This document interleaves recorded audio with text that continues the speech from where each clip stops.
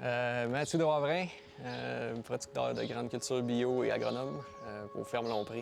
Donc, je me présente, mon nom est Justine de Wavrin. Je suis la directrice des opérations au Moulin des Cèdres. Bonjour, je me présente, Gaël Paridance, ferme de Promel. C'est une ferme familiale. On est avec mon frère et mon père. On transforme les grains au Moulin de Promel. Donc, je me présente, je suis Johan Paridance, je suis du Moulin de Promel et on cultive 420 acres en bio depuis 20 ans. Je m'appelle Guillaume Camiran, je travaille pour la coop depuis presque 4 ans déjà. Et puis, pour moi, la coop, c'est vraiment un peu comme une vocation, là. C'est une organisation qui a énormément de potentiel. Quand j'ai rentré, on était environ 38 membres. Et puis, je dis « on », là, mais je ne suis pas membre, je ne suis pas producteur de grains, mais il y avait 38 membres, puis maintenant, on est rendu à plus de 110.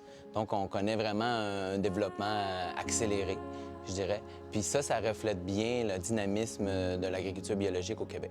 L'origine de la ferme de Promel, c'est mon père qui est, dans le fond, venu de la Belgique avec ses parents puis sa sœur qui ont acheté la ferme. C'était une ferme laitière. Puis en 2000, dans le fond, on a tout transféré pour la grande culture biologique. Notre première entreprise, les fermes Lompré, débute en 1977 quand mes grands-parents arrivent de France pour s'installer ici à Les Cèdres. Donc, ils démarrent une entreprise d'agriculture, de la grande culture. Ils sont parmi les premiers à implanter la culture du soya. Après ça, il y a du blé puis du maïs là, qui viennent compléter. Dans les années 80, mi-80, 90, mon père et ses deux frères reprennent l'entreprise. À partir du moment où ils reprennent l'entreprise, il va y avoir un virage un petit peu plus vers la transformation alimentaire avec la création d'une entreprise qu'on appelle les huiles naturelles d'Amérique. Donc, c'est de l'huile de tournesol, tout simplement. Et la culture du tournesol va aussi les amener vers le biologique, en fait. Donc, quand ils sont arrivés, il y avait déjà une volonté de réduire les pesticides, les insecticides, puis une volonté aussi d'autonomie, de vouloir s'affranchir un peu, si on veut, de l'industrie pétrochimique qui commençait à contrôler l'agriculture à cette époque-là. Donc, eux, à la place de prendre ce virage-là, d'aller vers les OGM, d'aller vers le glyphosate, ils ont décidé de plutôt aller vers l'agriculture biologique. On parle des années 1995, avant Google, si vous vous rappelez. Donc, c'est toute une entreprise à cette époque-là.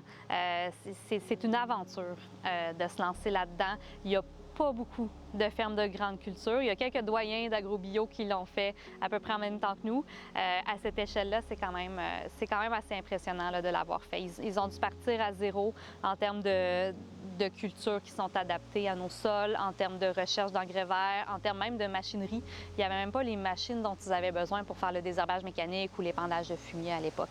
Donc, on parle vraiment d'une génération pionnière en agriculture biologique là, qui nous ont vraiment posé des bases solides là, pour qu'on puisse réussir comme on le fait en ce moment. Ça a pris 15 ans. 15 ans pour maîtriser transférer toute la ferme en biologique, mais aussi pour maîtriser toute cette nouvelle manière de faire de l'agriculture. En fait, cette manière renouvelée de faire l'agriculture. Et au bout de 15 ans, une fois qu'on commence à contrôler les techniques, qu'on est bien dans la machinerie et tout, eh bien, on retourne à la transformation qui était un début original de la génération de mes parents.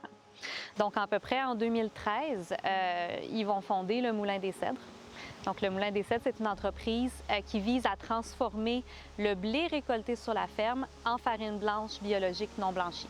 Je vous dirais qu'on est une des rares fermes au Québec où on n'utilise pas le labour, où on est plus en agriculture de conservation, c'est-à-dire on fait de la culture sur billon. Tout le maïs qu'on produit, les résidus sont laissés au champ tout l'hiver. On a une couverture végétale sur une bonne partie de nos terres. Pendant l'hiver, ce qui limite l'érosion, la perte d'éléments nutritifs vers les cours d'eau. On utilise aussi très peu de fumier. On fait du maïs sans fumier, ce qui est assez peu commun en agriculture, même en agriculture biologique. On mise beaucoup sur les engrais verts, sur les cultures de couverture, sur les légumineuses, tout ça, pour fournir vraiment les éléments nutritifs dont on a besoin pour nos cultures. Je trouve que les producteurs n'ont jamais assez de crédit pour tout le travail qu'ils font. Puis moi, je pense que c'est mon engagement, c'est justement de leur redonner toute la place qu'ils méritent dans la chaîne d'approvisionnement, finalement, là, qui nourrit le Québec, d'ailleurs. Donc, c'est ça.